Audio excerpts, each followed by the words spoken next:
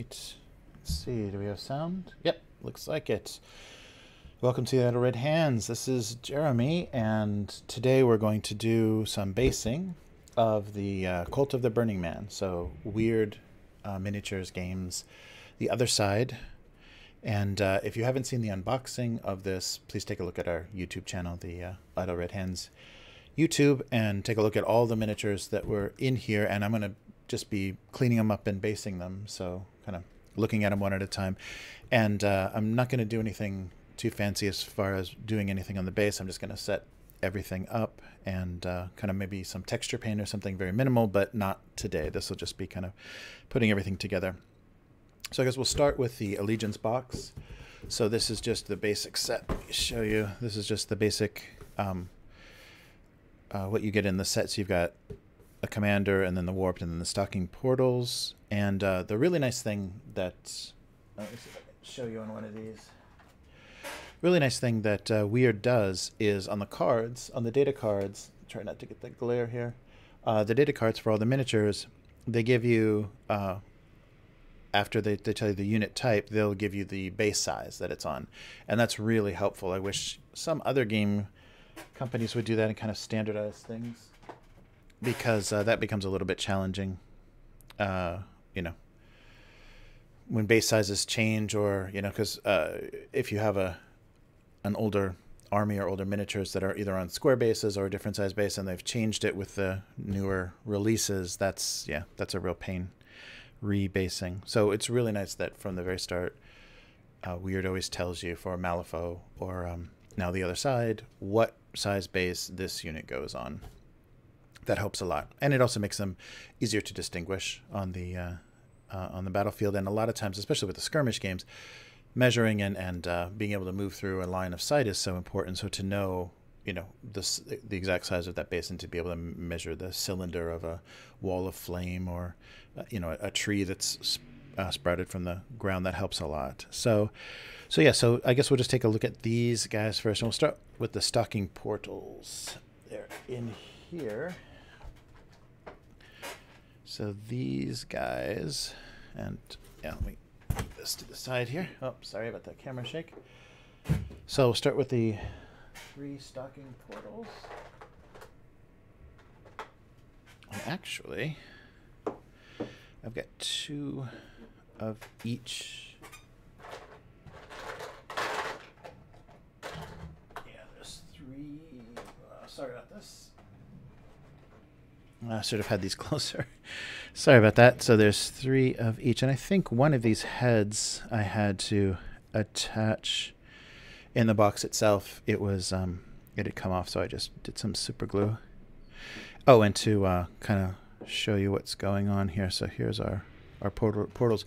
So today I'm just basically going to be using the miniatures, the bases, some of the Loctite 406. This is a thin but very fast acting super glue, and it's good for basing things because they adhere right away, because it's not like you want to usually do too much adjustment. And then just my old faithful dull X-Acto knife. I think this is a Ulfa knife, and yeah, the blade is nice and dull, so just clean up some of those mold lines and some flash and anything we see. And if we get an opportunity, so not so much with these, but anything holding a spear or a staff, sometimes there's warping.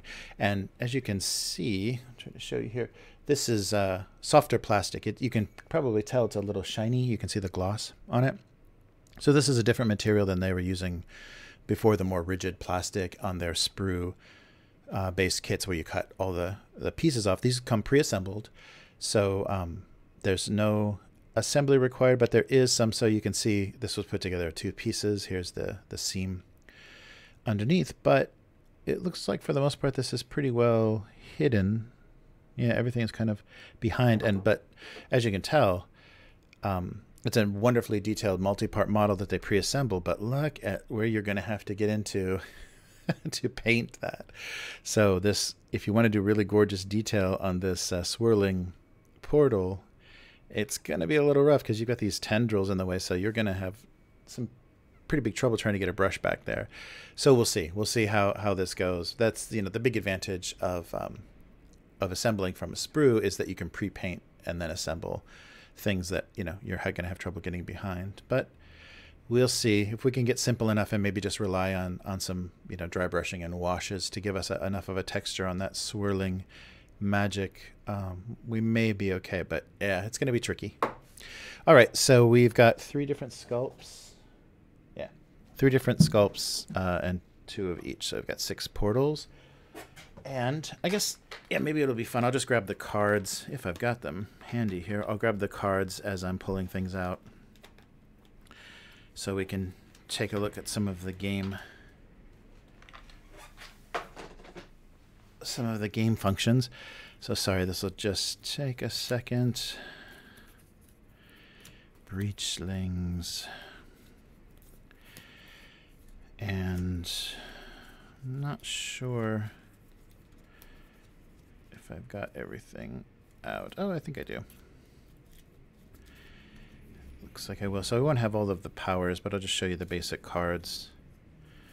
And like usual, I think I'll stick...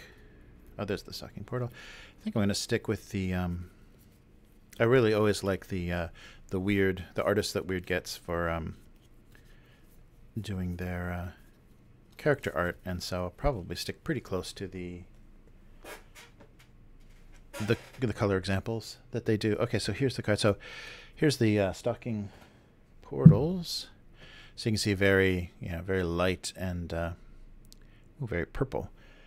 But yeah, let me try to keep that glare off of there. But so these are sentient portals. So they're fire teams. They go on 120 mil bases, and there's 2 squads. So 2 squads of 3. So the bases are here.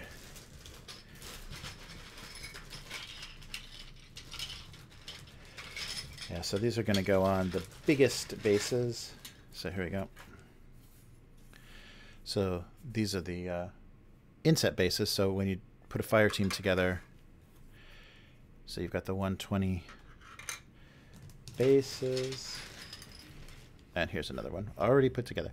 So you've got the bases, and they sit in the larger base itself. Wow. So I just need a couple more of those larger bases. Sorry about this sound. I didn't prepare any of this. Everything is still in a big bag. But I thought they wouldn't be too hard to find. Oh, this must sound amazing. Here we go. All right. Sorry about that. Digging in a bag for bases. Okay. So they basically have 30, 40, and let me double check the book. I think they give you a good reference. A good reference that I can show you for base sizes. I was just looking at it. And yeah, here we go.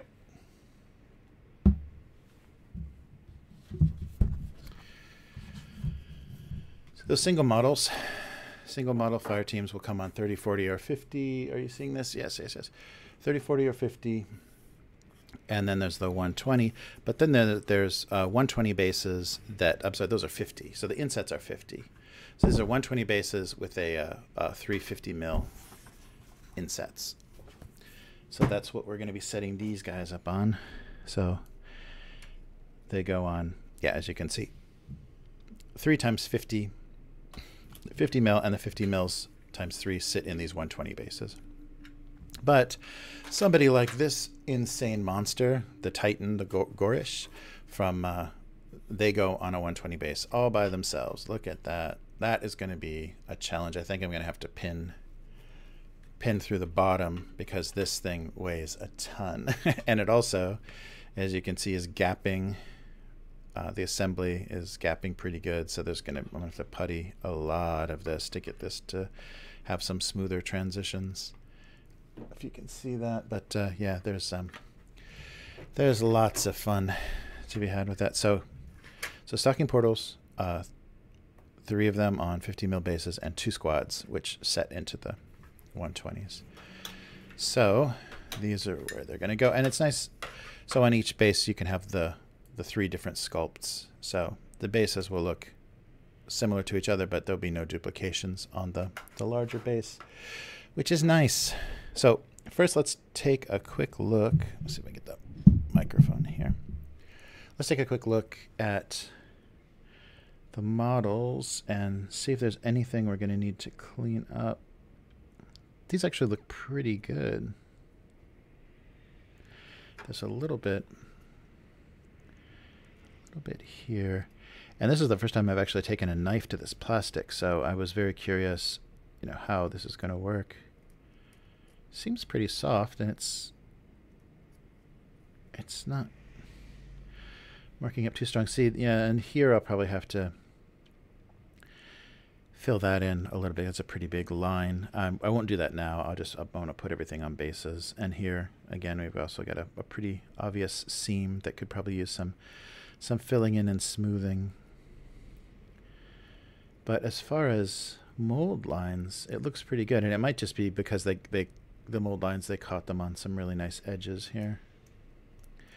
There's not anything too terrible that I want to deal with right now. It looks pretty good. I can't believe they pre-assembled these. These are great. So we're just going to have one of each sculpt on base. Look at that lovely face coming through the portal. So Cult of the Burning Man is, I guess, based on a lot of mobility, a mobility mechanic, because you've got these portals that your command can cast from, and also you can summon and cause kind of disruption. There's a little bit of a mold line there, a little bit of disruption. So the commander is a very backfield commander for this army, but you have a lot of flexibility with movement, and I'm sure then a lot of scoring a lot of points by being able to get across the border or control more of the board with all of these little portals. So that'll probably be different from a lot of the other either shooty armies or melee armies, or like the Gibbering Horde, just the Horde army. It's in the name, where they're just going to be throwing that stuff at you. And with reinforcements, I mean, it'll just be like endless waves, so you're not going to be able to wipe someone off the board. You're going to actually have to outscore them, which is the nice thing with Malifaux, is it's not just kill everything on the board. There's objectives and hidden objectives, and you're just trying to score points without making it too obvious to your opponent what you're actually doing. So hopefully they'll have similar mechanics here. We haven't played yet, and that's why I'm basing everything, because we're trying to get ready to actually play. So I want to get these on bases and get them primed at least, and start to do some basic color, so that as soon as Nick has some free time, we will have some we'll get a chance to play. But yeah, I'm really surprised. So yeah, here too, I'm gonna have to definitely go back with some putty and kind of fill in. Yeah, this one in the kind of swirling portal part didn't come across as cleanly. There's more of a seam there. Oh, and there's look at that little swirling tendril. Oh, geez, look at that. Yeah, I'm really curious how these are going to prime. They're probably going to be more similar to like the CMON board game minis. They use a little softer, shinier, kind of slicker plastic. You're probably going to have to be a little bit more careful about priming them, because you have to make sure that you're not going to crack anything you put on them. So probably getting a primer with some good adhesive instead of just picking a color, something that's actually intended to be a primer that's going to have a better grab on the surface, will probably give you better results, because I could see if you primed with just regular spray and there was any flexing, you could probably actually crack or split the plastic itself. Although I haven't tried it yet, so with some trial and error I will get back to you about what actually works. Yeah, this one is not, there's a lot more that needs cleaned up with these guys. So this sculpt, yeah, and this was the one that was missing the head. So, but really great dynamic position, and yeah, really nice. Yeah, see, you can see under here.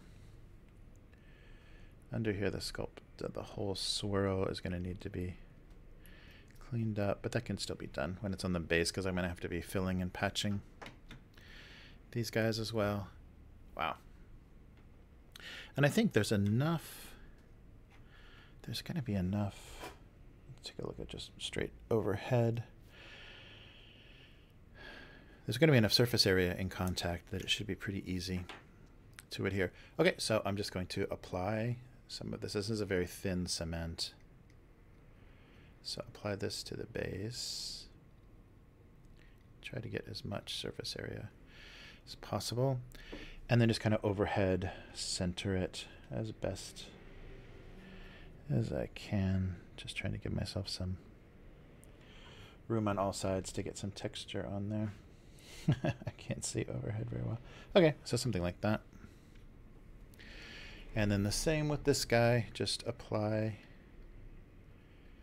decently all over the base, because I really need these guys to stick. And I need to check too, especially the releasing agent, so they, after their yeah, that's probably going to work okay. A release agent that's on the models, if they need to be cleaned up, I'm sure that would probably help, especially for the adhesion of the primer, is to give them a quick wash, which the base and the super glue will survive easily, so we can do that after the fact before we prime everything. So probably before I fill, yeah, I will get everything cleaned up. And this guy's a little tricky because he's got his tail. I'll try to keep that a little bit, the tail of that swirl. Wow, so these portals, they count as portal markers for the purposes of friendly actions and abilities and triggers. And wow, I can make targets discard reinforcement markers, place them into base contact with any fire team in this unit, and the portals themselves. Let's see, what do they have? Yeah, discard. Wow, oh, it's duplicated on the side. That's weird. Okay, and they've got Cascading Despair. If the target's fire team unit is in glory, that unit is immediately flipped from glory. Wow, so yeah, kind of the inspired mode, or kind of the, yeah, if any units have that buff of being in glory, I can take them out by cascading some despair from these portals. Oh, that's great. Yeah, this looks like a mess with you kind of team, so this should be fun. So this doesn't, of course it's the biggest one, and it has the smallest amount of material on the bottom here. Try to get him. Oh yeah, and he's got a big tail hanging off too, so I'm going to try to get as much of that on the base as possible without making it too lopsided. Yeah, that should work. All right. Yeah, so except for this guy, it looks like these are going to be a minimal cleanup, just a little bit of filling, but yeah, this guy's gonna take some work to make sure you can't see that line after he's painted. Oh, and there's the seam. You can see right here the seam for the head. And it lined up pretty well. This may have been the one I re-glued, but I definitely have to fill, because when he was in the box, his head was hanging off his little tendril mouth thing. All right, so these are just going to sit in this base like this. Yeah, I don't think I have to worry too much about the hangover, because there's a lot of room in between. So there's one fire team of stocking portals on their bases. Let's take a look at these next guys and see.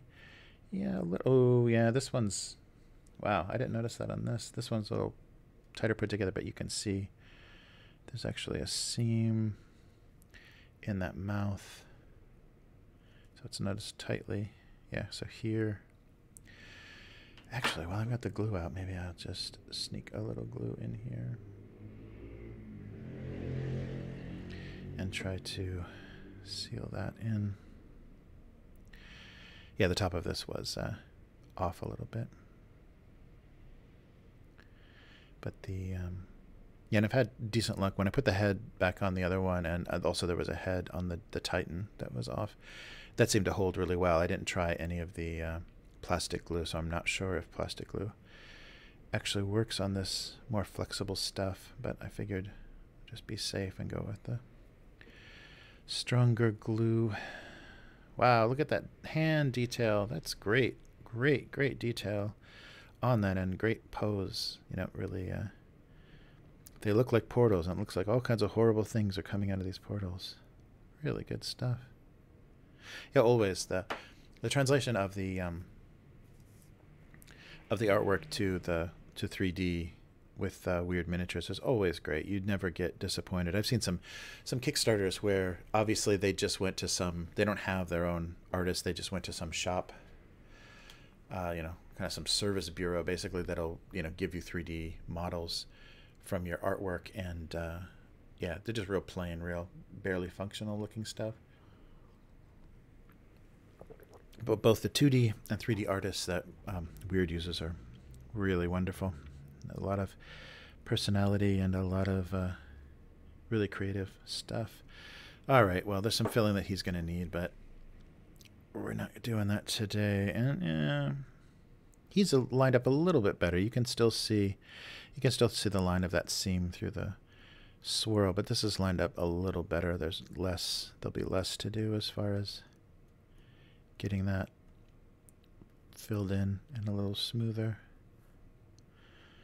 but not bad. Yeah, there's that same mold line, but really tiny, not much at all.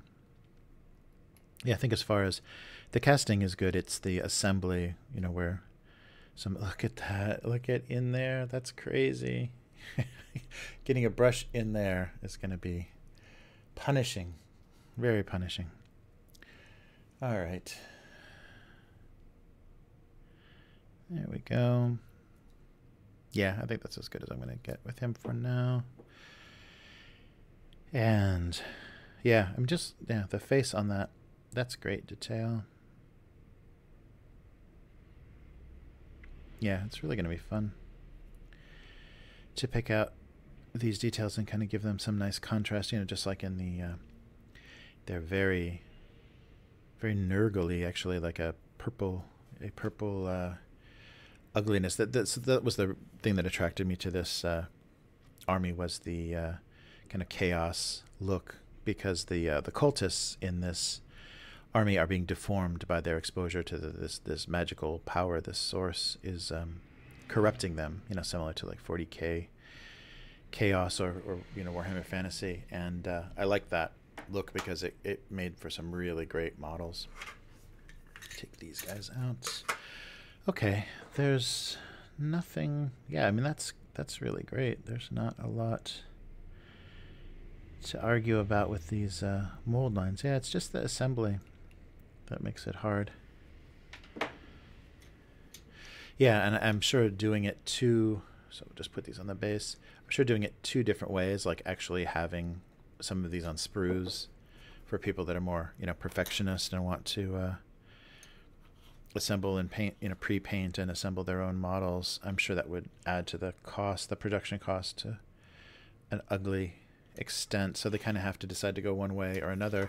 And I think, especially for people new to the hobby, because I've heard that this is a bit simpler system, and maybe reflecting what they're going to do with the Malifaux 3.0, but a little bit of a simpler system. So they're looking for new players, and I think it's always good for a system to be aware of accessibility and, you know, being able to get new players into the game and not having it be so daunting and so expensive. You know, not having the price of the starting box array, because this is their larger scale game, so you do need more units right off the bat. So they're going to have to order, or they're going to have to whoa, a little much on the glue there. Let me actually dab that off so I don't have to paint over it. So a little tissue, and pull that extra off of there. Okay, and yeah, he's not centered great, but well enough. And I'll give them a little bit of a differentiation. Okay, so these guys are now on. Yeah, that's a lot of material making contact. So that's great. Yeah, I guess with this head, he's okay. All right, so here are the stalking portals. So they count as portals, and yeah, they even walk. That's why they're stalking, I suppose, because they're walking. Okay, so here's our, I'll just keep these just in camera one. Still working. So here's our 2 fire teams of stalking portals. So that's these guys based. And who do we have next? I guess we'll go with the warped. So it would be these guys. So the warped have arcane shield, +1 armor, twisted claws, piercing and frightening, so they can cause frightening and add shaken tokens. Echoes of existence, so you can place the fire team in base contact with another fire team, so I guess mobility. And echoes, echoes of existence. So through the cracks, place it into base contact, and out of nowhere, take an attack action against a target if it is in range. Wow. Lots of fun triggers on that. Okay, so the warped, and the warped, as you can see, are 3 on 30 mil. So the next size down, maybe a bit size down from that. 3 on 30 mil bases. Yeah, 30 mils are the smallest. So that would be these guys. This is the larger base. And I think there's quite a few. Quite a few of these fellows. There are 18 total. So 6 of these. 6 of these. There we go. So there's 18 of the warped. And I guess I should be pulling out. So let's stack these guys up out of the way. And then get all our tiny bases out.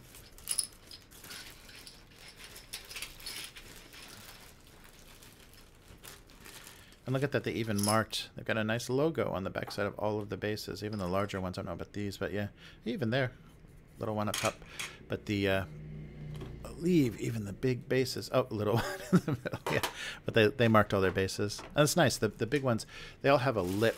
And I think, you know, that was part of my decision to do kind of minimal for the base texturing and everything, because I want them to reliably, they seat so nicely in these fire team bases that I wanted to make sure that I didn't thicken the base or do anything that was going to cause them to not fit as well. So just do something very minimal on the top and maybe give a color, to the lip, but that's about it.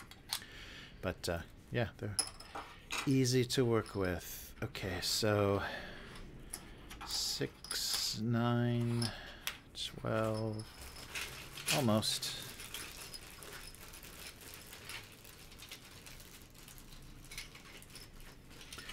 And we have a few different sculpts. I think there's actually 9 different sculpts. Yeah, 9 different sculpts for 18. That's great. So big variation. So no 2 fire teams have to look the same.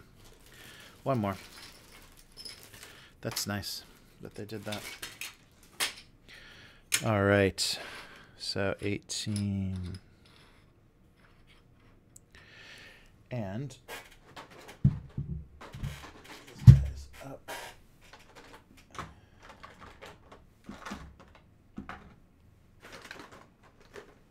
So that's going to be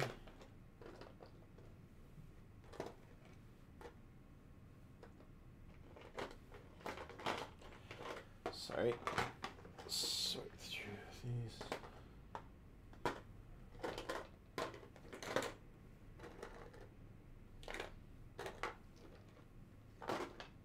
There we go. So that's going to be these guys. So 4, 9, 19, 18. Okay. Wow. it's going to be these little guys. So I'll just start on the top row here. Again, when I was unboxing, I didn't really pull anything out, so you couldn't really see details. And actually, now that I have these in there on their bases, I could probably do some nice 360s. 360 videos so you can kind of see everything.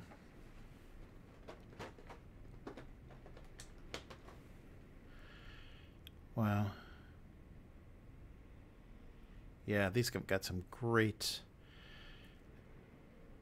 deformity, some great infection going on.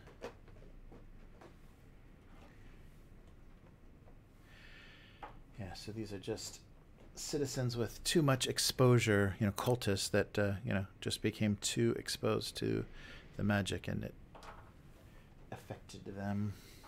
So as you can see on the card itself, yeah, just people that are dressed like the turn of the century people they are, maybe even residents of Malifaux, and have been deformed and demented. Okay, so that'll give us 11, I think.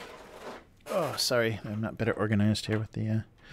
So let's just take a look and see if there's anything we need to do. So, and again, Malifaux has a more less heroic, more normal scale. So you see how thin arms and legs are. These are more human scale. 25 millimeter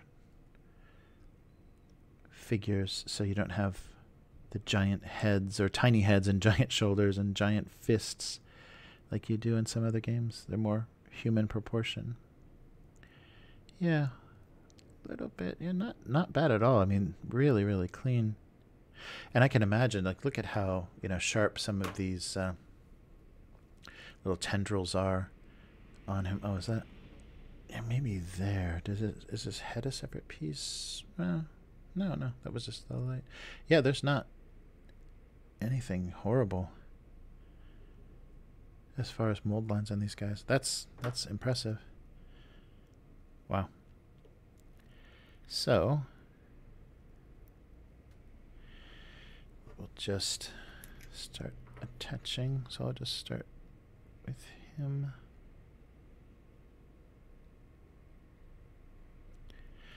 And just make sure I get enough to get him to be able to hold to the base. Some of them do look pretty delicate, Like, take a look at this guy. Look at the... I'm not sure if I'm going to be able to get enough glue to get those chicken feet on a base, but we'll see. Wow, that's a crazy hag character in chains. Yeah, not a lot to clean up on these. That's great. And I guess these are... The smaller ones are probably just a couple of pieces, as opposed to the Yawning Portals obviously had multiple pieces. So maybe that hand using the edge of there was a separate piece. But really nice. Okay, let's see. So she's got her toes. Oof. Yeah, so maybe just only here.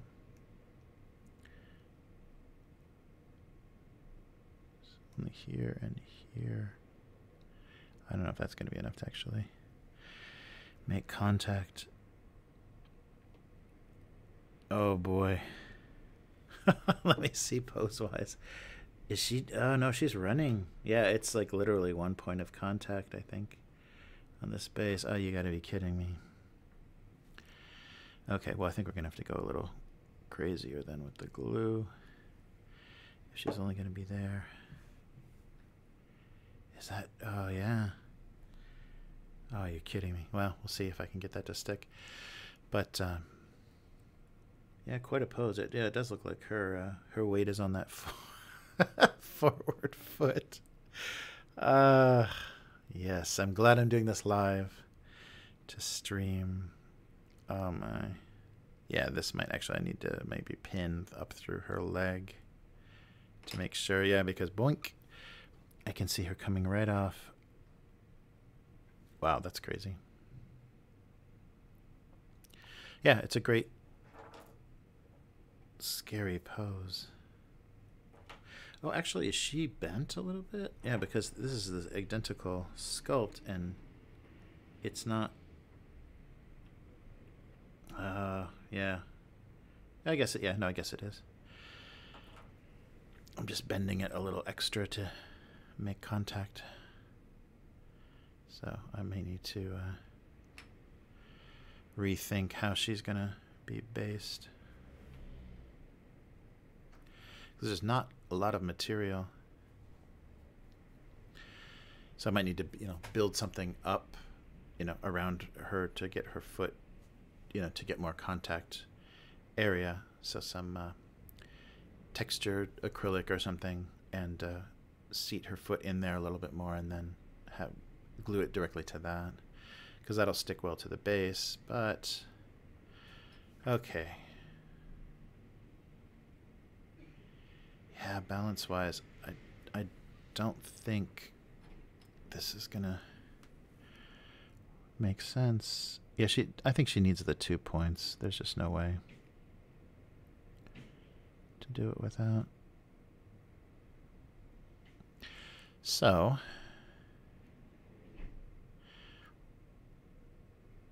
yeah, I definitely like the chaos feel of these guys, and it seems like the play, the very tricky mobile, high mobility play of this faction will be fun. Yeah, she's going to need to at least rest on that other foot, otherwise it's not going to work. And this is why I like the fast glue, because otherwise I would be holding this for 10 minutes waiting for some. There we go, waiting for something to adhere. Yeah, that's going to be tricky. I definitely want something on that other foot to take hold as well. All right. Wow. Yeah, I'm really happy with these smaller guys. There's very little. Maybe here? I don't even know. Yeah, maybe his head. There's a little bit of a seam line, and actually my magnifier on my lamp is connected to the camera, so I can't move it down.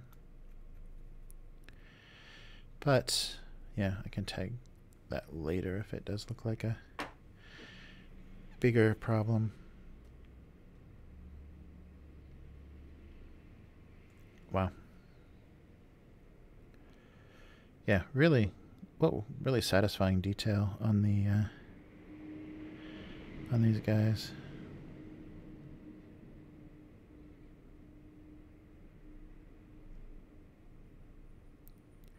And a little warpage, a little variation. Like when you have two sculpts, you can kind of see a little variation in the direction of the legs and things, but not terrible.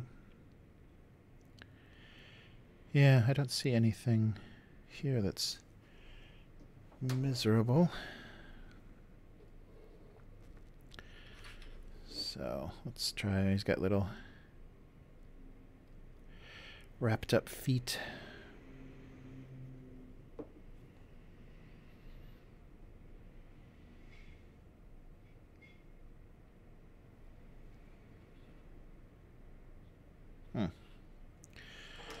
All right, let's save the chicken for the end here. Wow, and here's a... Oh yeah, she's got the tiniest... Well, I got the flat of her tail. She's got the tiniest little pointed feet. So I guess I'll do here, here, here. Maybe a little in her hand. Hopefully that'll do it.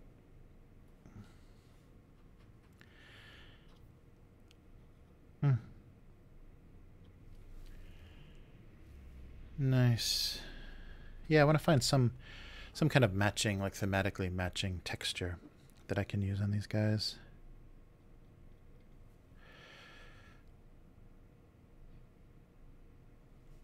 To kind of tie them together, visually. And it may be something like the kind of swirling magic look of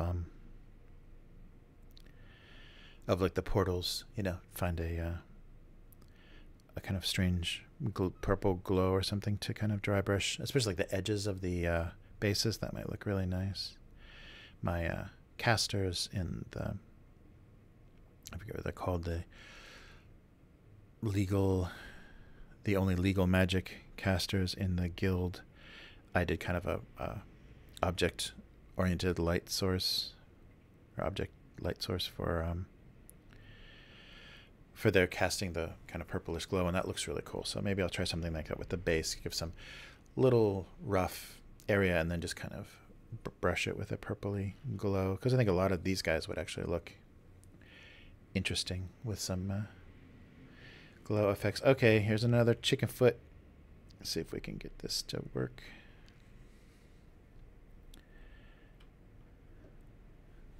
Gosh.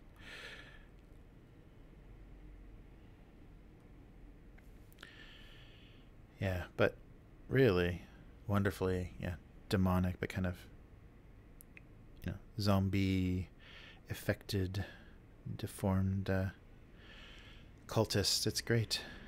The Warped.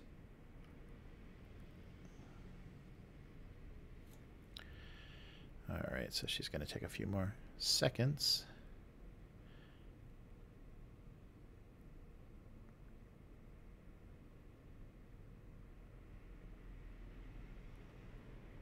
Yeah, that's nice. That glue is always nice.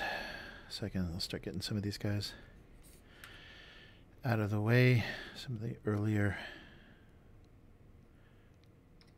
Yeah, so there's a fire team of 3 on a base. That looks nice. You can do a lot of nice variety, so happy about that. So everything isn't looking too samey, especially when it's on other parts of the board. That's going to be great. I haven't done him yet, but he's kind of the two-headed fellow stalking forward here.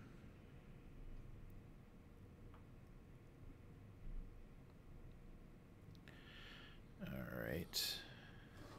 And one more of him.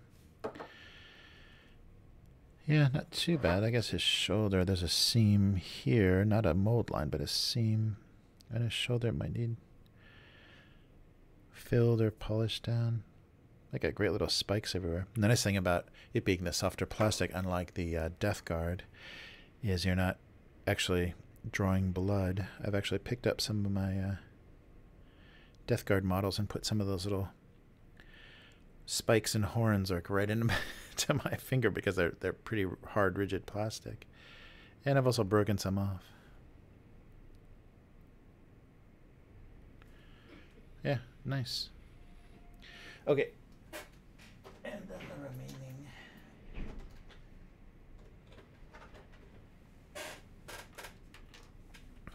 So here's a couple of new sculpts.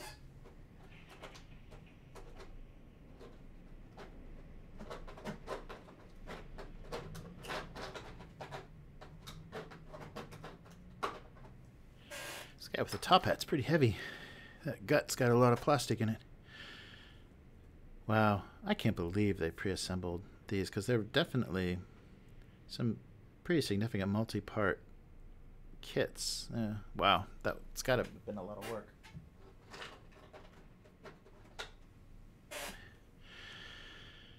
All right. Wow, there's another deformed head. Look at her hair over her face. Oh, that's going to be so fun to paint. Look at that. Wow. Yeah, and again, you can see some assembly, but definitely no casting problems. This guy is going to be easy to glue because he's almost rooted to the ground there. Look at his big flat feet. Actually, maybe smooth that out a little bit.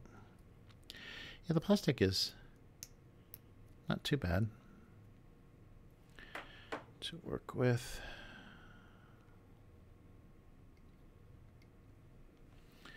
All right. I'll do both of him.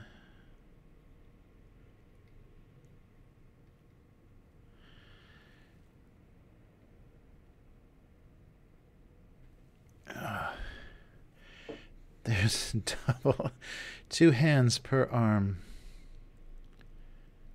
Wow. Nice pose, very bent over. Oh, this is going to be fun. Hopefully he's balanced enough to not make it too hard. Oh yeah, he's pretty balanced.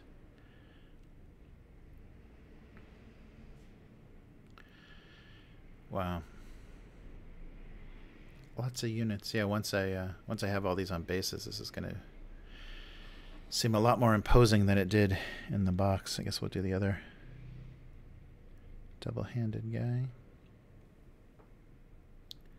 Put him over a little bit more this time.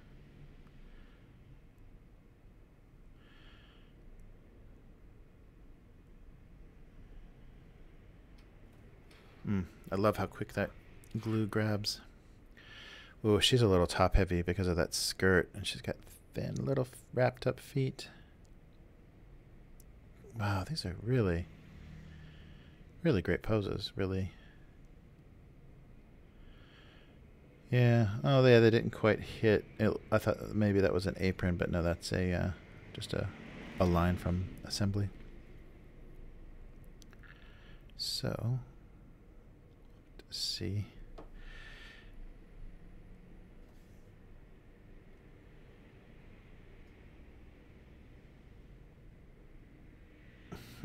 I hope that's enough contact on the base. I do a lot of the Malifaux ones that I have, you know, like high heel. If they're high heel boots or something, it's very little material that you're actually connecting to the base, but they seem to hang in there. Okay, especially with this glue is pretty sweet. Does a decent job. Yeah, because she's got her toe. She's got 1 foot up, and then her toe. So that should give us enough to work with. Okay, went a little crazy with this one. Some of that off. All right.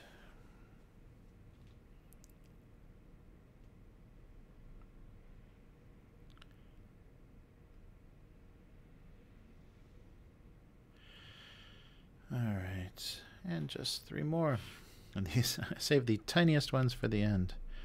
So it looks like we've got, yeah, she's not really touching the ground. So these are, the hooves are the 2 points of contact. But again, great sculpts, really nice sculpts. I guess I can put her, use her hand for balance. And this lovely lady with the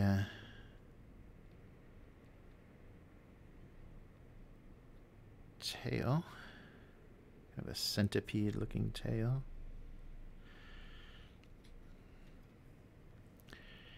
And our little satyr looking girl. Yeah, maybe up a little bit. So her knife's not hanging off. There we go. So these are the warped. Yeah, really nice variety. It'll be fun to paint them. That kind of ugly, dead greenish. That's the thing I like about the Citadel Nuln Oil is it's a kind of greenish black. So it gives you a nice sickly, cruddy look. Yeah. Nice, a nice variety of poses. That's great. They give you so many sculpts. Actually, I did the exact same. I could have done a bigger variety, but I did the exact same. 3. Here, let's swap these guys out.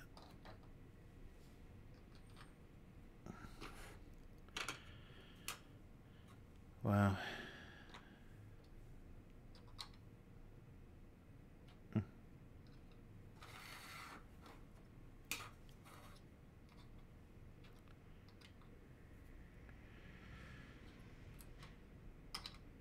Yeah, everyone seems to be holding well. Oh.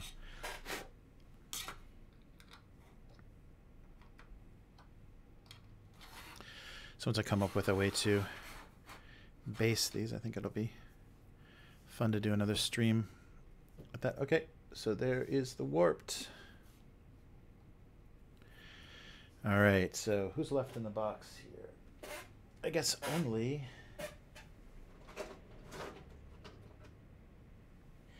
Deodatos. And look Deodatus has, this is him, so kind of the command unit of this Allegiance box. Oh, wow. The Mini has much more of a face. It's much more of a wrapped face. The illustration itself just looks like a hood with a glow coming from it, but his face is much more visible. Because it did start out as a human. But as you can see, we've got some pretty big warping going on. So, as a little extra bonus here, so I've got a little electric kettle down here next to me, so we're going to have to wait a few seconds to let that get heated up, and I'm going to heat this up. Let's see if we can get things to straighten out a little bit, because you can see I probably want this... Oof, might be tricky. Yeah. To get this to be coming off of his back a little bit more, not so snake-like. It's quite a bendy little thing at this point. Yeah, because it needs to be like that, I would say, instead of kind of hugging his back. So, oof, and there's a pretty bad seam back there. Yeah, he's not... I love the art of his... Yeah, I almost want to cut that face out and just make it a cavity that I can then paint that light coming out of. Yeah, it's a little bit more of his face than I thought there should be. Oh, you kidding me? Look at that. They couldn't have just put something down there? Yeah, so he's only going to be touching the base here and here. Nice. Yeah, I definitely have to say he's not... Yeah, I thought he would definitely be my favorite, but his head is not... doesn't look like that. I wish it was more... less human and more mysterious, more possessed. And that's my problem with the Stormcast Eternals in Age of Sigmar. The lore of them seems kind of busted and strange, and especially when it first came out, they didn't quite know what to do with them, so it seemed like they were enchanted armor. But now they've got units with their helmets off, and you just see their faces. Some people have gotten around that by painting, like, glowing eyes, so they still look like spirits. But if they're just humans and armor, then whatever. Yeah, it's very strange. They took away kind of a lot of the magic. Like coffee out of the way, so I don't dip anything in there. Okay. So we almost have some hot water. So yeah, I didn't like that, and I don't like his face being so recognizable as human. I mean, they did a nice job of sculpting fabric, over a nose and mouth and chin, so you actually can see that.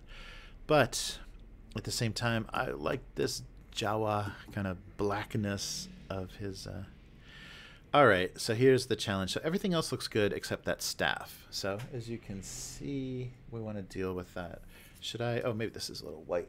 More white. Okay, so you can see. See, we need this to be more like this, and we want everything to be kind of straight. So this is what we're going for, and this is what we've got. So how do we deal with this? Well, we're going to try... Oh, sorry. Loosen him up with some hot water. So just having a little electric kettle. Oh, it's going to steam up the camera maybe. So, apologies. So there's hot water, and here's cold water. All right. And you can also use like a hot air gun or a air dryer, hair dryer. With that gets pretty hot. It isn't one of those ion ones or anything. Okay, so we're going to put him in here, get him to soften up. Now, sometimes what happens is just heating them up actually will... We'll bring them back. It happened. Oh, nice. We'll bring them back to... Okay, so now I'm just going to put him in cold water because that's exactly kind of what I wanted him to be. Okay, so what happens in the molding process, and I'm by no means an expert on this, but what I've heard and as you have witnessed... Okay, and as you have witnessed, is when the models are removed from the mold and not given enough time to cool. They probably need like a certain number of minutes once the plastic has been injected. If they're not allowed to cool, or the temperature of the room, there's too big a discrepancy between the temperature of the room, so if they're casting them in winter or whatever, and the temperature of the plastic, when they take them out, they get warping. And that's when you get the wavy spears and the things, you know, kind of laying against the spear heads, laying against the characters holding them and stuff. But if you heat them up sufficiently, as you can see, they go back. The memory, the material has the memory of where it was, and it was just the temperature itself that caused kind of uneven drying. Like, you know, cold air would hit it on one side, and just like when you paint one side of a piece of paper, it curls, or you print heavily in an inkjet printer, and the paper comes out and it curls up. You get uneven temperature kind of displacement, and so the one side of the material is cooling, and it just starts to it cools very strangely and unevenly because it's introduced to a too strong a temperature, not evenly dissipating the heat. So when you reintroduce the heat, the material has a memory of how it was originally kind of bonding together. So look at that. So this thing was like, you know, touching the back of his head and everything, and you put it in the heat and zap, it goes right back to how it came out of the mold. Wow, which is very great, because when I was trying to bend that back to straight, it didn't look anything like straight. So just applying a proper amount of heat for enough time gives you that original position of the plastic, and then you need to get it into hot water again, because you could reproduce those same kind of conditions if you just let the water on it cool. See how there's like droplets of water on there and things. It would cool again unevenly, and you would just have it warped in a different way. So you cool it down, you quench it, basically just put the whole soft part back in there, and look at that. You get a nice original pose of that plastic, and that's even better than probably if I would have done it by hand, better than I would have originally, or better than I would have adjusted it to. So just dry him off a little bit. Wow, that's it. That worked better than I even thought. So I should maybe do a close-up video of only that to show people that you can get decent results. But he snapped back in. That gives me a lot of confidence in this material as well. This is great. This is nice plastic that they use because it's got a good memory. And I got a nice straight staff just from zapping it once into the water. So, this is his card. So, happy, quick results. And as you can see, now it's nice and rigid in that new pose. So, Deodatos is on a 50 mil base, a Commander Champion. So 50 with a lip, so it's not the biggest base, so it's probably this guy. Yeah, I believe that's what we're dealing with, because that's a 30 or 40, and I'm not sure who that's for. So who's the other fellow? So he's on a 40. So he's on a 50, yeah. So I'm guessing that's a 40. So Fenton Brahms is going to be on a 40 with a lip, and the Breachlings are on 50s as well. Yes. So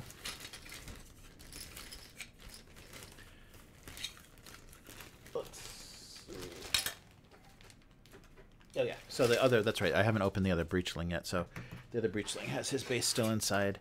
So Deodatos is on his, oh man. I should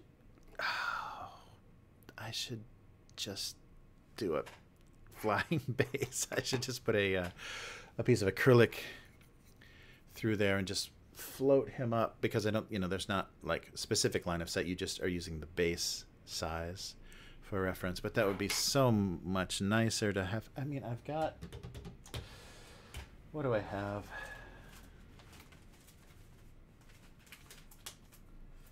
I have,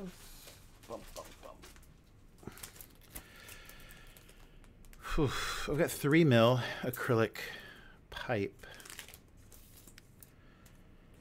5 mil would probably be safer. So Tamiya makes oh, look at the price. Tamiya makes acrylic or clear plastic pipe, and this is 3 mil, which may not be thick enough to be rigid. Oh, actually, it feels pretty good, and especially at a short height, it may be pretty good. I don't know. Do I do that? I really want to do that. Okay, so I think I'm going to hold off. I'm going to make that decision later. I'm going to hold off on gluing him because I think I might want to just float him because he doesn't have anything. Because that would be great for painting too, just float him off that base a little bit. Let's see in the other artwork. Yeah, they do. Look at this. Yeah, they show him floating. So I might do that. I might just put him up on a little stand, just like a centimeter high float. That would make me so much happier about that figure. Okay, so that may be another video. So there is our champion who is not glued to his base because he will be floating. So yeah, so I used the 5mm for my bloat drones, my Nurgle bloat drones, to do flight stands for them and to put them up, much higher. What is that, about 6 inches or like about, like 20 centimeters. Put them up high so they look more dramatic, and it was more fun to photograph them against flyers and other flying units because it got them way off the battlefield. And I can show you that someday when I go back to finishing them. Okay, so he will not be finished at this point, and we do have one more champion who we may need to... Yeah, we may need to... No, I think he's okay. Okay, well, why don't we do these guys? It's nice that you can recognizably tell the bases apart. Okay, here's the breachling, and I've got 2 of these, so I'll have to open the box with the other guy in it. Oh, yeah, so here. Oh, here he is. Yes, so this is how he comes in this little individual unit box, and there's his card and the miniature. What was it under? Oh, it's under here. The miniature and the base. So I may as well do these guys at the same time. Oh, and tokens. That's great. Wow, we got a lot of these big tokens too. So this is going to be such a harassing army. I can feel it already. Oh yeah, so as you can see, these guys, so this is Fenton's base. Get that out of the way. And these big 50s are what the breachling goes on. Like so. Oh, there's the card. I'll just stick that in here for now so I don't get it damaged. Well, maybe not. Okay, so here's the breachlings. The Thing looking like John Carpenter's Thing. Those flowery mouths. Oh, yeah, they're great. And again, just a little bit, you can see that there's a seam here. And then there's a mold line here that just needs taken down a little bit. But there's an assembly seam here and here as well that I'm probably going to need to patch. I've got some liquid green stuff that probably will make that go much easier because I can just kind of squeeze it in there. Although, and here too, you can see there's an assembly seam. The liquid green stuff, though, sometimes you put it in, it's like, oh, that's perfect, and then when it dries, it contracts, so you can still, it's a fainter line, but you can still see it, so you have to sometimes hit it a couple of times. So, yeah, I think there's not much we can do about that. So we'll just base these guys. Yeah, I really like the lit bases. I think the first ones that I had, the first miniatures I had, were the Gates of the Rick Priestley game for Warlord Games, Antares, the Gates of Antares, and they had a little subtle, pretty flat bases, not the kind of conical ones that don't have much of a lip on it, but they have a, yeah, they don't come out, flare out at the bottom, but they had a little lip at the top, and I was able to really do some nice terrain effects, some, kind of sci-fi with sand and glue, kind of give this interesting surface, kind of a volcanic rock surface to the base, and because it had that lip on it, it kind of held everything in, and that looks, it looks really nice. So I might try to get away with doing something like that with these guys, which I might also be able to simulate. Yeah, just kind of fill in the edges here. That might be nice. Might be. Okay, so breachlings. Yeah, because there's a lot there. There's a lot of room. These guys aren't very flat, so they're not making much contact with the making no contact with the base. Wow. Okay. Let's try that again. Okay. There we go. Okay, so our two breachlings. And I guess we'll do Fenton now. I don't think he needs straightening, because his magic staff is supposed to have a crazy line to it. It doesn't look like it's warped. If you look at the artwork itself, it's bent and kind of being consumed by fire, so it just looks like a natural branch. Look, but here, his sword. So he's got a saber on his back that's wrapping around. So, I don't know if the water's still hot enough, but we'll give it a shot.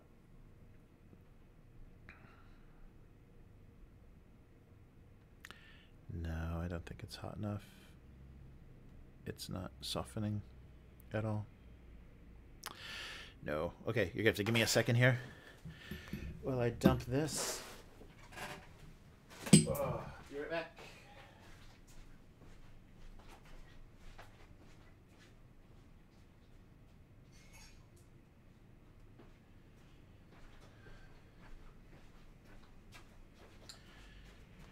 Okay, so the slightly cooled water didn't have any effect on the plastic, so we're gonna need another glass of straight from the kettle.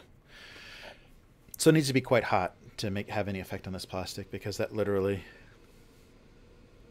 did nothing. See, this is what we're dealing with here. This sword kind of hugging his side there. So let's try to heat that up and straighten that out.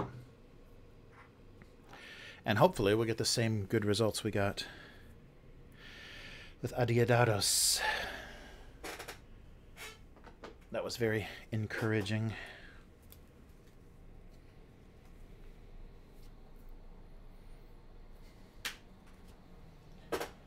Okay. So here is straight from the kettle. Hot water.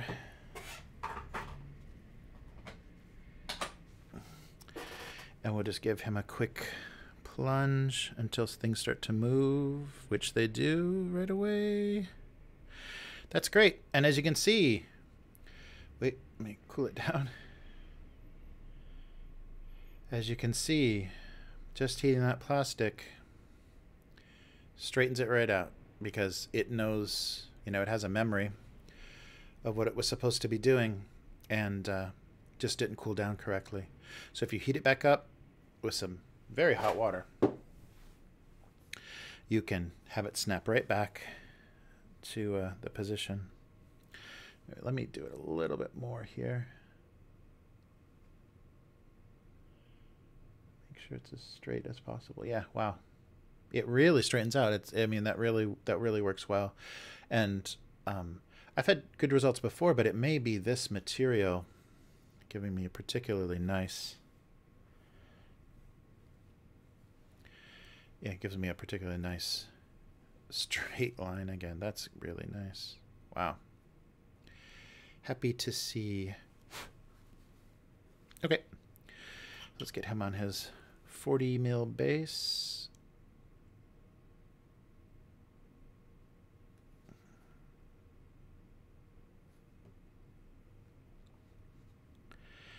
Yeah, I definitely want to play around with some interesting effect underneath them, as far as something magical or something that just kind of fits the demonic feel of the army. So this is our boy here, Fenton. So he was a King's Empire soldier that was left for dead and then converted maybe through the magic and influence of the Burning Man, became a priest in the Burning Man cult. So yeah, a lot of great background story, as they always do. Weird is so great with doing fun background stuff. All right, and the last thing, second to last, the last multi-part. So these guys are considerable. So there's 3 squads. I've got 9 that go on the smaller bases again, and there's 3 of them. So we've got 9 of the Doom Seekers on their 9 little bases. 4, 5, 6, 7, 8, 9. All right. So just like the Warped, we're going to have 3 more units. Maybe I'll make some room here. See you later, Warped. We will make some room for all of these guys so I can keep them on camera. Okay, so these are Doom Seekers. So it looks like more specifically magic users or casters and priests. So they're a squad 3. Fire team 3 each, 3 squads. I may target within 8 inches of one of your fire teams. Place that unit in base contact. So they have Carved Knives and Arcane Blast. The knives have a 2-inch range, strength 2, and gains a shaken token if you kill a model. Arcane Blast 6 versus defense, strength 3, area effect, and its trigger is a mask that said blood spill in his name. Discard the top 3 of your fate deck. For every mask you discard, move the target 3 inches in any direction. Wow, so these guys have some mobility based on a mask trigger. That's great.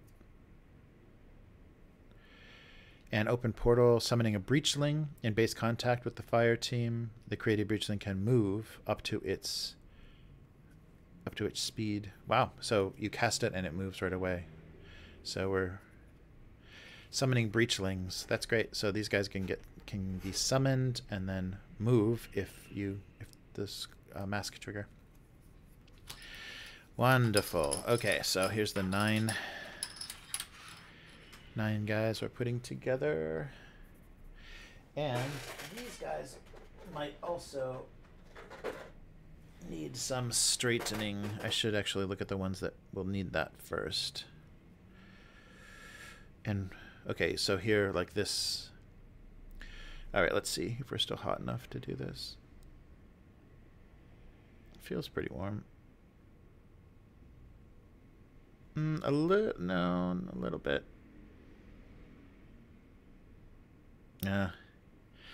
Not enough. Okay. So that needs to be straightened. And this is the thing, if you can't get it hot enough, you know, kind of get in the position that you sort of want it when it's soft, and then get it in the cold water to kind of freeze it there. It's pretty good. Pretty close to, yeah, it's a much straighter version. And I have a caster. I think one of these guys is actually missing a hand that they're casting. So let me just take a look. Oh, and another spear. Let's see if we can get that to straighten out. Although the water's pretty hot. It's burning my fingers. It's still pretty hot. Yeah. Oh, yeah. Oh, yeah. It's straightening out. So we just want this away a little bit. And I can actually, maybe with glue on the base. Okay, so we want it like that. Boom. Okay, yeah, that's much better. And she looks good. No problem. Oh, another one of the same guy. See how the staff is just laying against his body, so try to heat that up. Ow. Hot. Okay. Yeah. It's doing it pretty well. It's not as hot as it needs to be, but it's going back to a much straighter position. Yeah, as hot as possible is the best. I mean, if it would burn your mouth, that's exactly what you should be applying to the miniatures. But this works, equally as well. You just need to do a little manual posing to make sure it freezes in the correct position.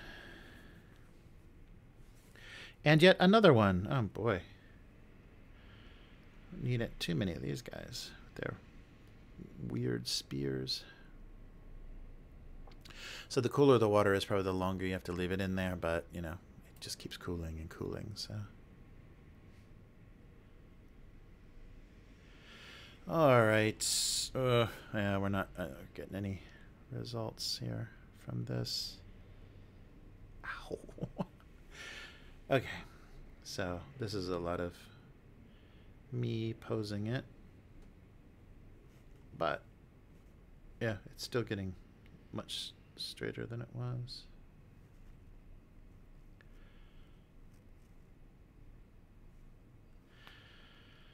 Okay. And my cold water isn't as cold anymore either, so it may not be sticking things where they need to be. Alright, please no more of those guys. Alright. Oh yeah, so here's my caster missing her hand, so let's find her hand. This guy's good. Here is her hand. So there's only one of her? Wow. Okay, he's got a little bit of a scythe problem here. Let's see if we can get that to straighten out. And definitely keep a hold of, one part of the miniature. Don't submerge it completely, especially if it hits the bottom of the glass, because then it'll just, conform to the shape of the glass. Oh, that worked. That did it. Yeah. That helped a lot. Yeah, that's great.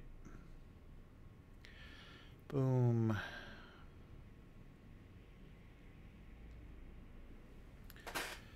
So the position of that now is away from him and much straighter. Yeah, cool. Okay, so I think that's everything with the exception of our handless young lady. Okay, so, and she is a one-of-a-kind sculpt. So, sorry, here's what we're doing. The Doomseekers. And there are 9 of them with a few duplicates, especially the guy with the staff. There's a lot of duplicates of him. Where is he? With the book and the staff? Ah, they changed. Maybe they changed his sculpt, or am I? Oh, I'm sorry. That was my Raving Madman. Ah, okay. The guy that was duplicated 3 times is the Raving Madman. So there's one fire team of him as well. So that's who I was fixing. So there are no duplicates in the Doomseekers. That's pretty cool. But there are 3 identical Raving Madmen.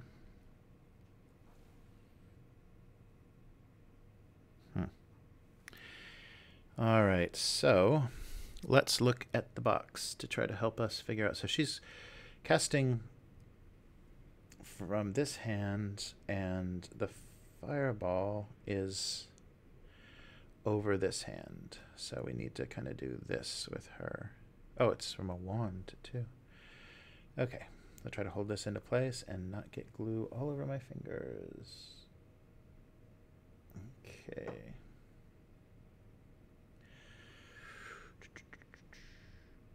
All right.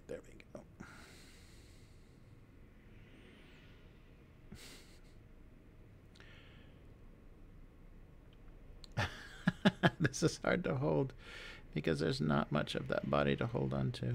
Jeez. Okay.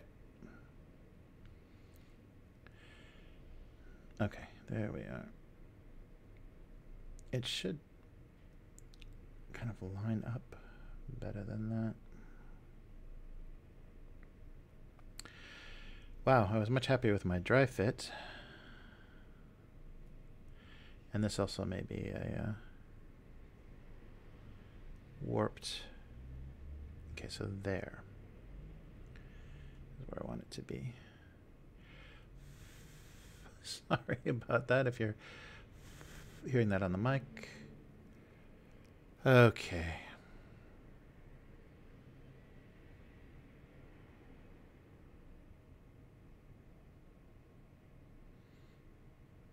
Yeah, looks like it needs a... Probably the reason it broke is because it's only attached at the wrist. I might want to glue it to some other part of the body, maybe the back here. Put some glue here so that it's not going to put so much pressure on that wrist. That's a crazy design. Yeah, because it is supposed to be cascading around the body like that. Yeah, picking up this model is going to be insane. Because the only choice you have is basically to pick it up from this arm. That looks great, but geez, that's crazy. So maybe there is a good point for gluing. Yeah, where that coat flares out, because otherwise this is just crazy.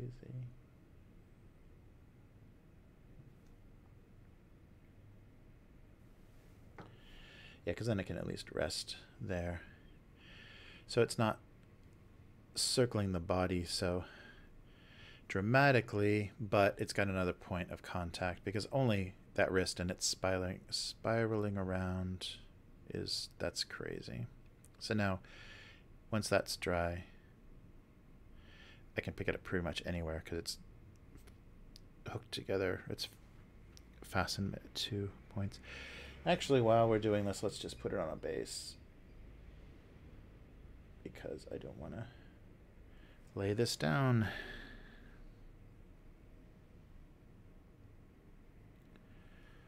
Oof. All right, so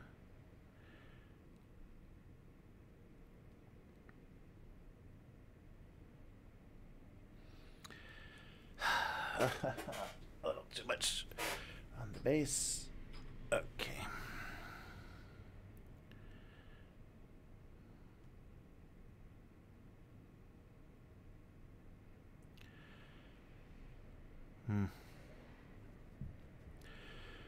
Okay, well, I guess I can hold it from here now.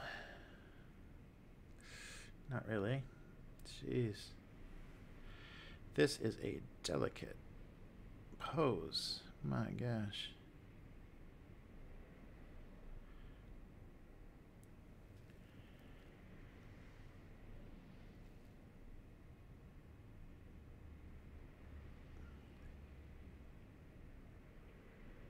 Wow.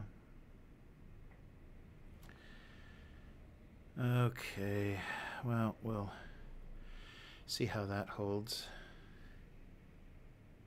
Wow. Okay. And let's just get the rest of these guys down. So it looks like this fire needs to sit against the base. I'll try to glue it flat. Jeez. Come on.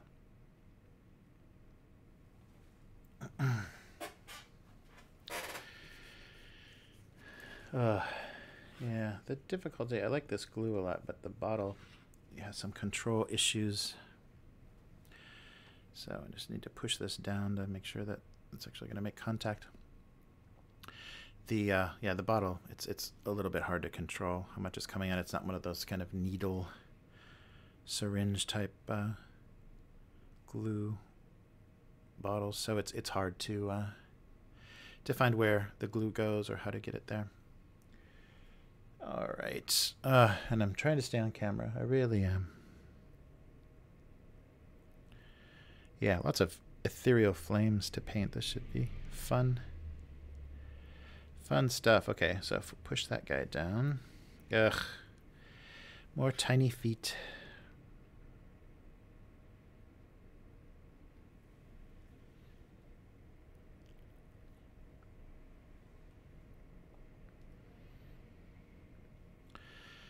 Wow. Yeah, but it's nice. The Doomseekers are all unique sculpts. That's pretty cool. Pretty cool. Her sword is not great, but...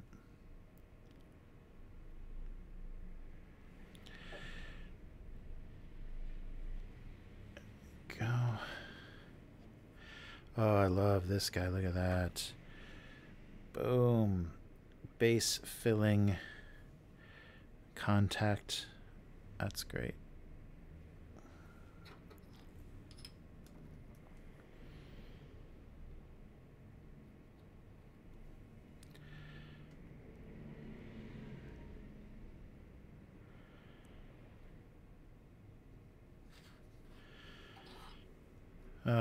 Tiny feet again. Everyone should just have flowing robes that are making huge contact. Yeah. Pretty good though. There's enough. I just need to wait a little longer. Yeah, and I think this plus they were included a one more unit from an allied faction, so that this commander pledge gives you just enough to play. I think it gives you just enough points. So I didn't order anything else, even though the pledge manager for this Kickstarter was open for a long time. So there's a lot of opportunity to keep adding things, but yeah, I just got distracted. And since I hadn't played the game yet, I didn't want to go crazy, you know, ordering every available miniature, because they will be available once the game is released. Oh, okay. Well, this has to be cleaned up before. That's probably the worst. Is that? Wait a minute. I don't want to take a look at that sculpt. I don't want to.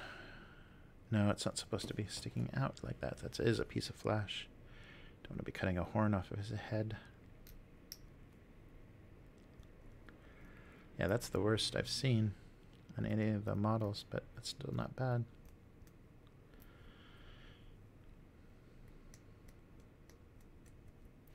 Yeah, so I think I'm definitely going to have to get some fine grit paper or emery board, and, you know, because with the knife I'm roughing it, and everything else is so smooth in its finish that I might not like that different texture, so I need to smooth that out with some more fine grit paper or a nice emery board to get it nice and smooth to match the finish of the rest of the model. Yeah, these guys are pretty big. They fill these little bases pretty well. And boom, 9 different sculpts. That's wonderful. Look at that.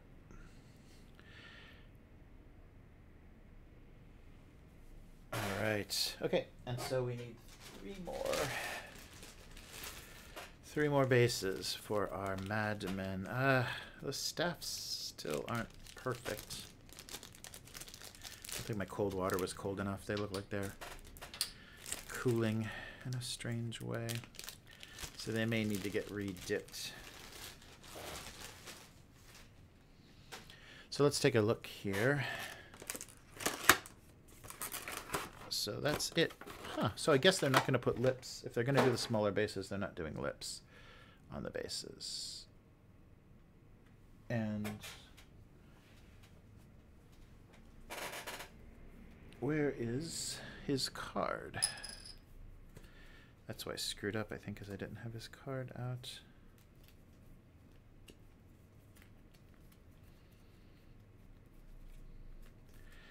So the unit card for the warped. Okay. Oh, Raving Madmen. Oh, that's an ability. Oh, these are adjunct models. Okay. So when this unit's adjunct model is removed due to damage, it counts as removing 2 models. Ooh.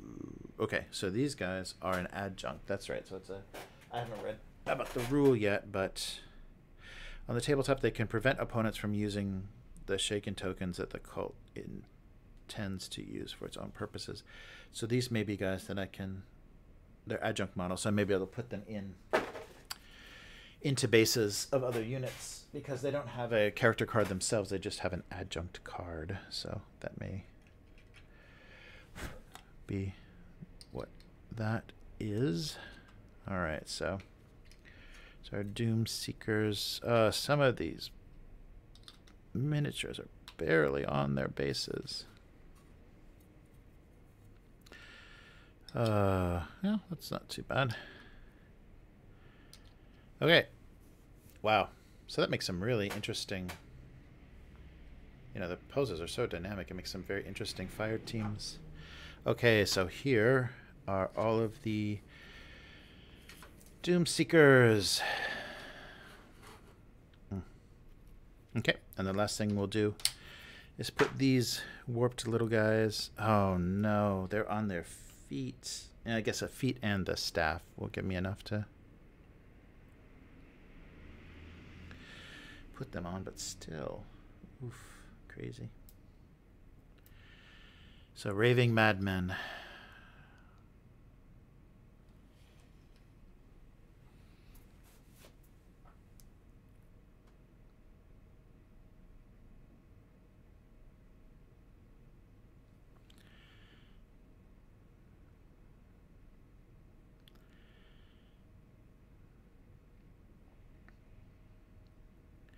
Yeah, the base, being able to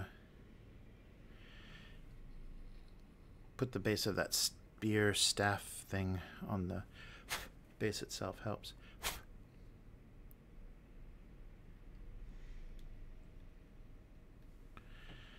All right. Yeah, that kind of gives you a little more ability to straighten it.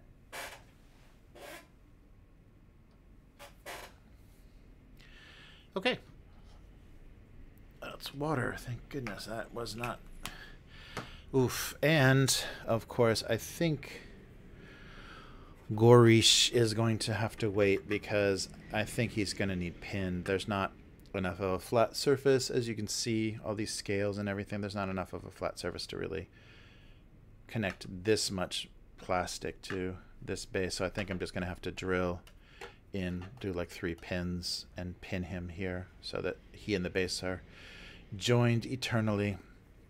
But as you can see, I think I was showing this before, he's got a lot of cleanup to do as far as patching the seams from assembly.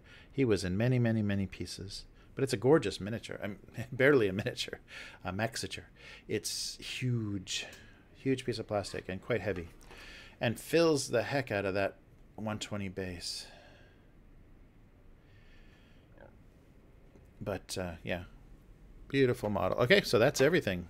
Oh, actually, let's pull her out, the Envoy. So I guess this is a character that can float between. So we've got another, yeah, this is a 40 like Fenton Brahms. And I haven't even seen this out of the bag yet. But this is Bing Nguyen. So kind of an Oni type caster. Oh, she doesn't have. Oh, is she floating too? Shoot. Yeah, I might put her on a floating base as well. So she's an Envoy, Spirit Lantern. Fire teams in this unit may take action printed on friendly court of 2 fire teams within 8 inches. Oh wow. So that's great. So Ghostly, when a court of 2 fire team in this company suffers damage, you may discard a crow to reduce it to 0. Wow. Deafening Shriek, for every enemy non-court of 2 fire team within 5, you must take a willpower versus 14 duel or suffer a strength 4 hit. Wow. All right. So here's my Envoy. And she looks like...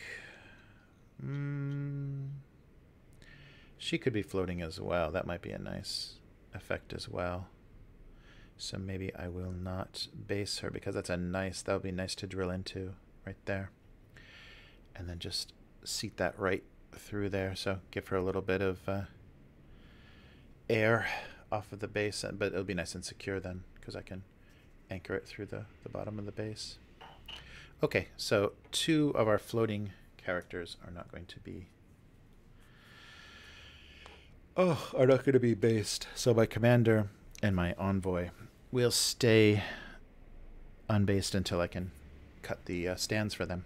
But that'll be great. That will look very ethereal and interesting. So that's it. That is the commander. That's the commander force that was part of the original Kickstarter. That's everything on a base. And now that everything's on a base, I'll do a turnaround video, just kind of put everything on the turntable and give it a few rotations so you can see what everything looks like. I think it's worth it. They're real fun. They're really fun to look at the detail.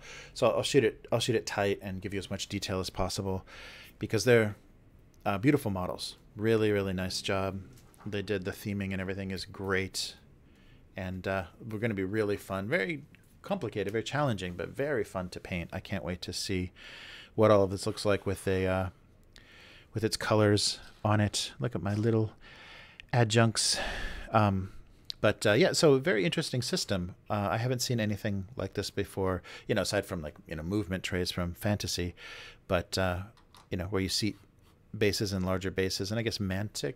Oh, they encourage you. That's right. You don't remove models in Mantic games, so you could actually do scenic bases and adhere everybody and just track their damage by with dice. But yeah, everybody looks good and very, very little cleanup, but a lot of patching. So that's going to be an issue, I think, is going through and filling all the assembly. So yeah, it's almost 6 of one, half a dozen of the other, whether you want to spend the time assembling the models and get exactly what you want or buy them pre-assembled and then have to fill in the mistakes at the factory. It's hard to know which is a better way to go. But this way, I think they're lowering the entry, I'm not thinking of the expression, the challenge for entry, the difficulty of entry into the game, because they're pre-assembled. You put them on bases and you're ready to go, even though they're a little tricky. Like, for example, this was pretty tricky to get assembled and put on a base. But so still, more for the specialist, more for the hobbyist, not as much for just someone that, wants to go beyond a board game. But beautiful models. I'm happy with this force, and I can't wait to see what this looks like against Abyssinia. And I hope Nick is very inspired and painting away as we speak, so that we can get these guys facing off against each other and get you some battle reports, or actually just maybe a review of the game, like what we think about the game. So, well, I guess that's all the damage I'm going to do today. So thank you. Thank you for joining me. And this will be on the YouTube channel as well as in the Stitch archive. Twitch. I guess I'm tired. The Twitch archive. I was thinking of the Stitcher podcast app. This will be in the Twitch archive as well. And so please have a look again at these all getting on their bases and me in my own way. I guess the thing that will be the best thing to watch, which I might pull out as a highlight just by itself, is how well that staff straightened out when we put hot water on it. So yeah, so remember that. I mean, and it has to be hot, like extremely hot water. You get this plastic, you get plastic to heat up, and I think very much this material is really good, had really good memory. So as soon as you got things heated up to where they went right back to the original position that they were in the mold. And yeah, that's a great thing to have happen. All right, so thank you for watching. If you like this video, please like, share, and subscribe. And our YouTube channel has a huge range of role-playing, miniature, board game, all kinds of great unboxings and reviews and things to enjoy. So thanks again, and see you next time. Goodbye.